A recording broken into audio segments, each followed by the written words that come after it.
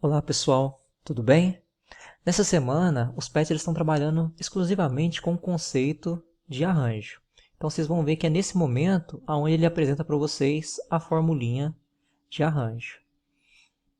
Então, nos exercícios dessa semana, vocês vão ver que todos os exercícios eles poderão ser resolvidos utilizando a fórmula de arranjo. E eu vou apresentar elas novamente para você, assim como as características, ou seja, quais são os aspectos que você identifica num problema de contagem que você vai identificar que é um arranjo, ok?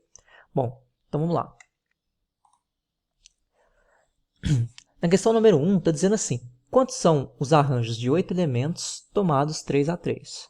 Então, lembrando, pessoal, como eu pedi para vocês nas instruções lá das atividades, eu quero que vocês dividam aí em 3 momentos. A definição do que está perguntando por uma notação matemática, certo? Quais são os dados fornecidos pelo meu problema e o desenvolvimento aqui, a resolução do meu problema, certo? Bom, então vejam aí que a gente está trabalhando com o quê? A gente está trabalhando com 8 elementos, certo?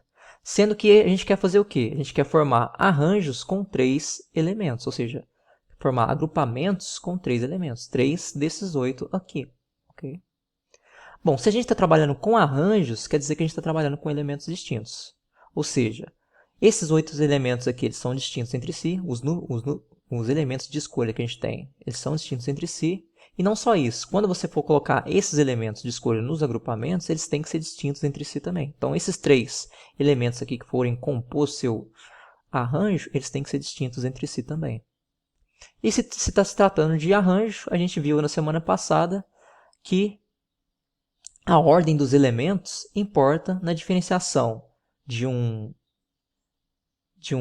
agrupamento para o outro, certo? Então, por exemplo, considerando um exemplo à parte aqui, considerando AB. AB, em caso de arranjo, ele é um agrupamento diferente do BA, certo?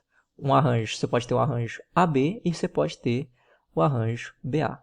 Só que lembrando, no caso da combinação é diferente, porque a ordem não importa. Se você considerar AB ou BA, é a mesma coisa, não é diferença, não dá para diferenciar esses dois agrupamentos considerando como combinação, certo? Porque a ordem dos elementos não importa na diferenciação. Agora, para arranjo, importa, certo?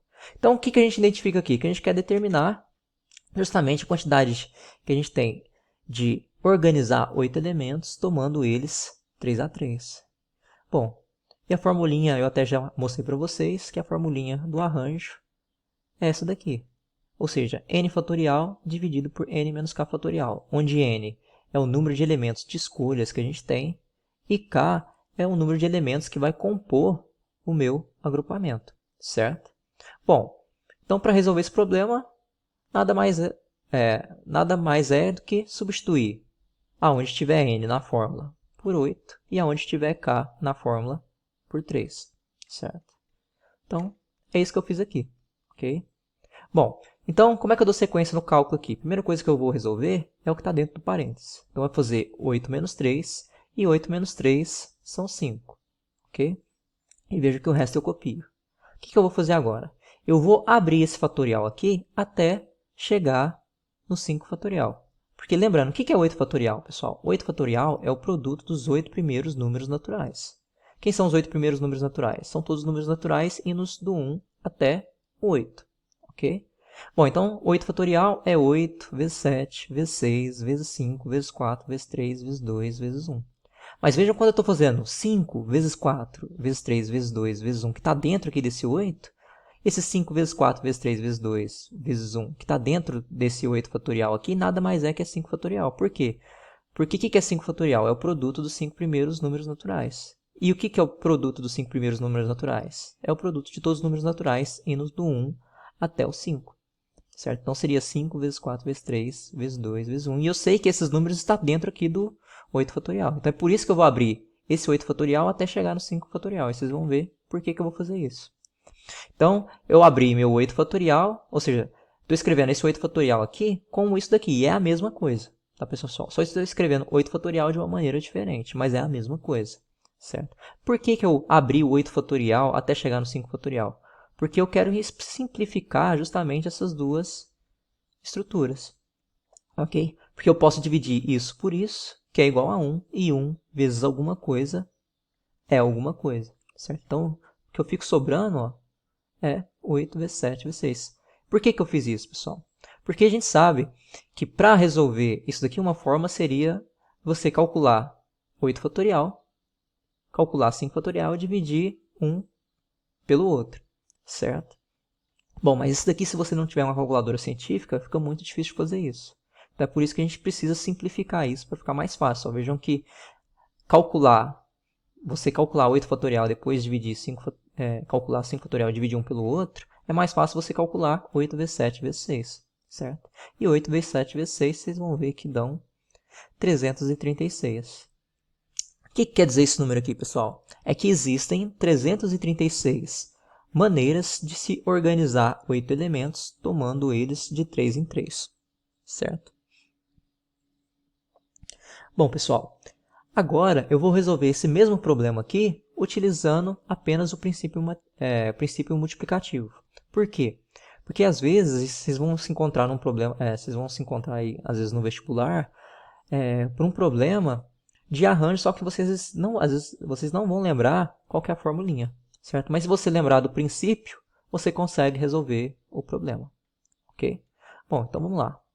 Então vejam que a gente vai ter as mesmas informações, a gente está trabalhando com 8 elementos, a gente quer formar agrupamentos, ou seja, arranjos, com 3 desses 8 elementos. A gente sabe que quando a gente está trabalhando com arranjo, a gente está trabalhando com todos os elementos distintos, tanto no agrupamento quanto nos elementos de escolha, e que a ordem dos elementos importa, certo? E o que a gente quer determinar é justamente a quantidade de a gente organizar, de a gente arranjar 8 elementos, tomando eles 3 a 3. E a gente sabe que a fórmula para resolver esse problema é isso. Só que se a gente não lembrar da fórmula, a gente vem pelo princípio multiplicativo. Então aqui, pessoal, para ficar mais ilustrativo, eu vou dar nome aos bois. Como assim? Eu vou identificar cada um desses 8 elementos aqui. Certo? Então estou dizendo para vocês que cada um desses 8 elementos aqui está representado por uma letra aqui. Vocês vão ver que aqui eu tenho 8. 4 aqui, ok? E 4 aqui. Então são 8 no total. Só para ficar mais fácil da gente enxergar o que a gente está fazendo, ok? Então eu tenho 8 elementos. Só que eu quero formar o quê? Agrupamentos com 3 elementos, ok? 3 desses 8 aqui. Então, meu arranjo ele vai ter 3 elementos. Bom, então, vamos identificar quem são as nossas situações do nosso problema. Bom, minha primeira situação do problema é escolher uma letra para a posição número 1. Na segunda posição é escolher uma letra. Minha segunda situação é escolher uma letra para a posição 2. E na terceira situação é escolher uma letra para a posição 3. Então essas são as minhas 3 situações. Só que o que a gente quer determinar? A gente quer determinar a quantidade de possibilidades de cada uma. Porque identificando a quantidade de possibilidades de cada uma, a gente quer determinar o número de iterações dessas possibilidades com as dessas e com as dessas umas com as outras, certo? Ao mesmo tempo. Bom, se a gente quer fazer isso, a gente tem que fazer o produto das quantidades que aparecerem aqui. Bom, então primeiramente a gente tem que determinar quais são as quantidades que devem aparecer aqui nessa minha tabela, certo? As possibilidades que a gente tem para escolher uma letra para a primeira posição, as possibilidades que a gente tem para escolher uma letra na segunda posição e as possibilidades que a gente tem para escolher a quantidade das possibilidades que a gente tem para escolher uma letra na terceira posição, certo? Então, pessoal, começando aqui da esquerda para a direita. Aqui nesse problema, tanto faz aonde você quer começar. Você pode começar pelo final, pode começar pelo meio, que não vai alterar o resultado, ok? Então, começando aqui da esquerda para a direita. Bom, eu quero determinar quantas são as possibilidades que eu tenho de elementos, de letras aqui para colocar na primeira posição. Bom, vejam que nesse momento eu tenho 8, não tenho nenhuma restrição, certo? Então, eu tenho 8 possibilidades de elementos para colocar na primeira posição. Beleza. Então, para ilustrar aqui, estou dizendo para vocês que eu escolhi a letra E para colocar na primeira posição. Mas vejam que no meu agrupamento a gente tem que trabalhar com elementos distintos. Então, se eu escolhi a letra E para aparecer na primeira posição, quer dizer que eu não vou poder utilizar a letra E nas demais posições. Ok? Então, sabendo disso, quantas são as possibilidades que eu tenho de elementos para colocar na segunda posição? Bom, se das 8 eu não posso utilizar uma delas, 8 menos 1, eu tenho 7, 7 possibilidades para colocar na segunda posição, ok?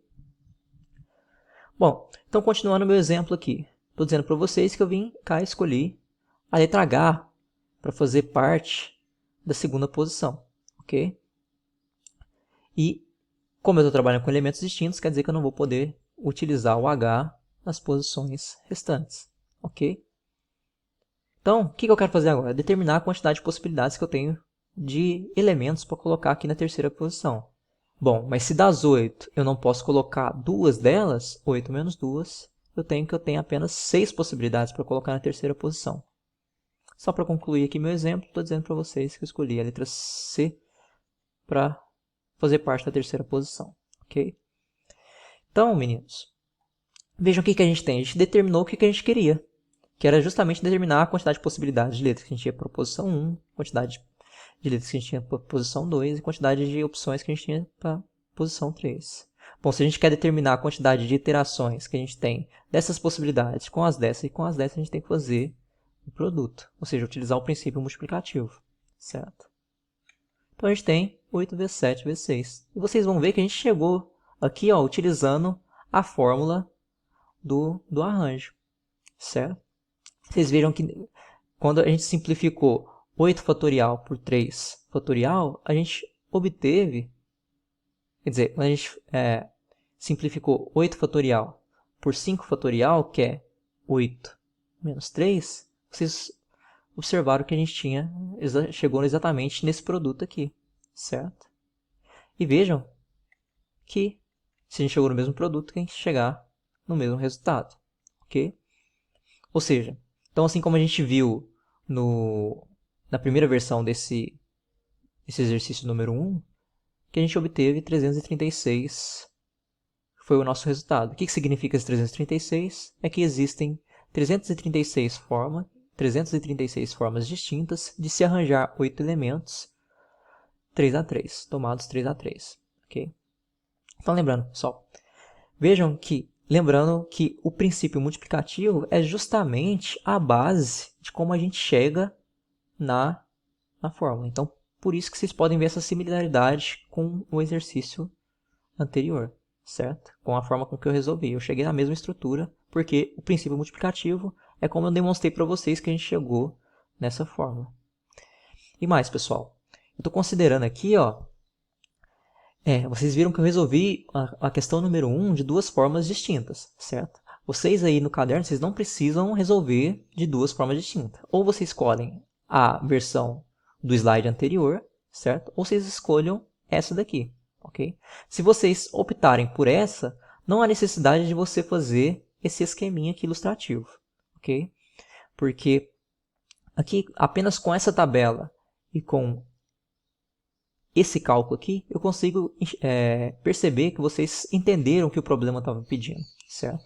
Que vocês, como vocês estão querendo organizar 8 elementos 3 a 3, vocês têm 8 possibilidades para a primeira posição, 7 para a segunda e 6 para a sexta. Determinando essas quantidades, você faz o produto e você chega no resultado final, certo? Então, nesse caso aqui, não é esse. Então, voltando. Então, não há necessidade de vocês fazerem esse exercício de duas formas diferentes. Ou você faz da forma anterior, ou você faz dessa daqui. Lembrando que se vocês optarem em fazer por essa, não há necessidade de vocês fazerem esse esqueminha aqui, porque esse exercício aqui é mais simples, não tem muito segredo. Com apenas a tabela eu vejo que vocês conseguiram entender o problema. Ok?